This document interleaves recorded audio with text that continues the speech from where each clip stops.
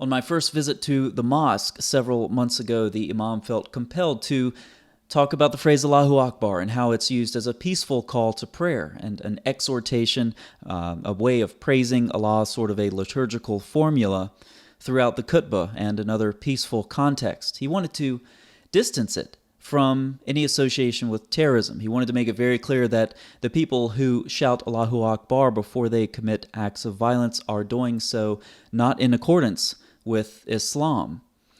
The problem is, that's a lie. In Surat Rasul Allah, it gives a very good description about how all of this originated. First of all, I'll cover the peaceful call to prayer, how this came to be the case. Surat Rasul Allah, page 235. Okay, so initially, the apostle thought of using a trumpet like that of the Jews to summon people to prayer. Then he said that's not a good idea. So then he got a bell. Now, one of his companions fell asleep, and in the dream he's carrying this bell that Muhammad had made to summon people to prayer. And his interlocutor in the dream says, "What's that?" He says, "It's a bell." The guy says, "No, I have a better way to call people to prayer. It was to say thrice, Allahu Akbar, then I bear witness that there is no God, so then the Shahada." So basically, Allahu Akbar, then the Shahada, come to prayer, come to prayer, come to divine service, come to divine service, Allahu Akbar, Allahu Akbar, Allahu Akbar, there's no God but Allah. So this is the new call to prayer. So the trumpet, then the bell, then the call to prayer that Muhammad's companion has revealed to him in a dream. So it is true, absolutely, that Allahu Akbar is a peaceful call to prayer, and I've heard it many times, Takbir, Allahu Akbar, etc., in the mosque in a peaceful context. But Allahu Akbar is a coin, and a coin has two sides, and on one side of the coin is a peaceful call to prayer, and on the other side of the coin is what we read in Muhammad's earliest biography, page 511. All right, when the apostle raided a people, he waited until morning. How nice of him. If he heard a call to prayer, he held back because they accepted Islam.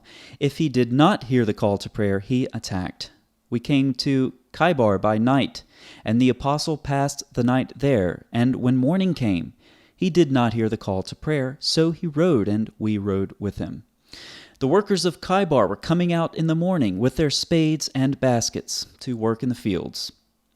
When they saw the apostle and the army, they cried, "Muhammad with his force," and they turned and ran.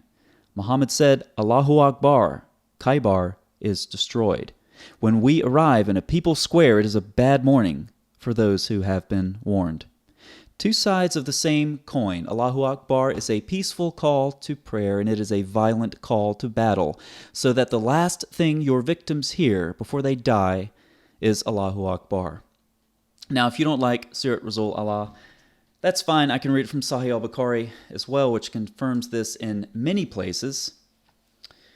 So here we have 2945. This is Sahih al-Bukhari, volume 4, by the way. Book 56, which is Kitab al-Jihad, a very good place if you want to read about Muhammad's violent exploits. The Prophet set out for Khaybar and reached there by night. He used to not attack if it reached people at night till the day broke. Sounds just like Surat Rasul Allah, doesn't it? So when the day dawned, the Jews came out with their bags and spades. They saw the Prophet. They said, "Muhammad and his army." Muhammad said, "Allahu Akbar, Khaybar is ruined," etc. Allahu Akbar is two sides of the same coin. Oh, but those Jews of Khaybar, they deserved it, right? They deserved this.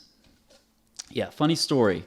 Sahih Muslim 6222. This is the Dar al-Salam numbering system. So if you're trying to look it up online, like maybe Sunnah.com or something, I would recommend trying 2405. You know, Sahih Muslim numbering systems are all over the place. But once again, this is Sahih Muslim, volume 6, number 6222 in the Dar al-Salam numbering system. It was narrated from Abu Hurairah, so a very authoritative narrator, that the Messenger of Allah said on the day of Khaybar, "I shall give this flag to a man who loves Allah and his Messenger, and Allah will grant victory at his hands." Now, Umar wants the flag. He says, "I never desired leadership except on that day." But Muhammad gave it to Ali. So Ali takes this flag of Muhammad, and Muhammad said, "March and do not turn around until Allah grants you victory." Ali walked a little way. Then he stopped, and he shouted to Muhammad, "O Messenger of Allah, on what basis should I fight these people?" And Muhammad said, "Fight them until," guess what? They say the Shahada.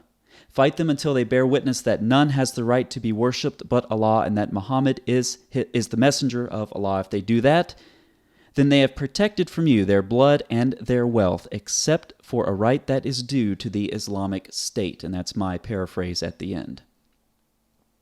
So Ali takes this standard, this battle flag from Muhammad, and he marches a little way. But before he gets out of shouting distance, he realizes, I don't even know why I'm fighting these people. Muhammad says, fight them until they accept Islam. Oh, but these Jews, they were some really, really bad people. Let me read to you the kinds of things these Jews were doing. The rabbis showed hostility to the apostle in envy, hatred, and malice. Wow, this is not good. What did they do? They obstinately clung to their heathen religion. They obstinately clung to their heathen religion. Oh, what else did they do? They were compelled to pretend to accept it, Islam, to save their lives. So Muhammad would kill them if they didn't accept Islam. So they would pretend to accept it so he wouldn't kill them. And they're condemned for it. So he's going to kill you if you accept it and kill you if you don't. But this is another thing they used to do out of hostility. They would act like they had accepted Islam to save their lives. They considered Muhammad a liar. It was the Jewish rabbis, again, these ones that showed hostility, who used to annoy the apostle with questions and introduce confusion.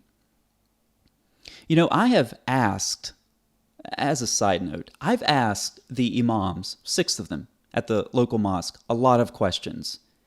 You know what they have never done? They've never killed me. They've never tried to kill me. And they never will, because they're not like Muhammad.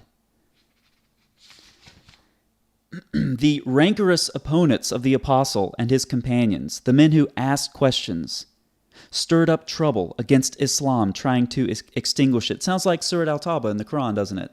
Extinguish the light of Allah with violence? No, with their mouths. So these are the kinds of things the Jews are doing. And when Ali marches into Khaybar, he says to Muhammad, why am I fighting these people? And Muhammad says, because they have not accepted Islam. We waited all night. We didn't hear the call to prayer. Fight them. And your battle cry is, Allahu Akbar, Khaybar is destroyed. When Muslims say Allahu Akbar in the mosque, it is a peaceful call to prayer. It's a peaceful exhortation, a liturgical formula. When Islamic terrorists shout Allahu Akbar before shooting people or before driving a truck into them as they're walking along a sidewalk, they are shouting Allahu Akbar because they are following Muhammad's example. And Muhammad is the best example for mankind. Surat Al-Ahzab, ayah 21 in the Quran. Both of these examples come from Muhammad. Why don't Muslims address the other side of the coin? I've had my channel up here on YouTube. It's April 2018. I've had my channel up since January, roughly 3.5 months or so.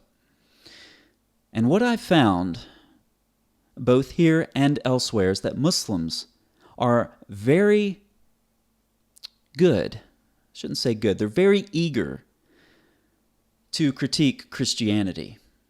They are very reluctant to defend their own beliefs. They are very eager to tell me that Allahu Akbar is a peaceful call to prayer. They are very reluctant to look at the other side of the coin and explain to me why Muhammad could fight people until they accepted Islam.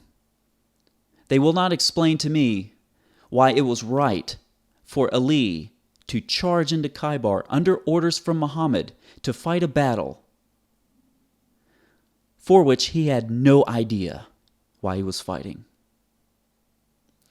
There is a lot of content on my channel that goes unanswered. Muslims engage with the Christian content, and I'm glad they do, and I hope that continues.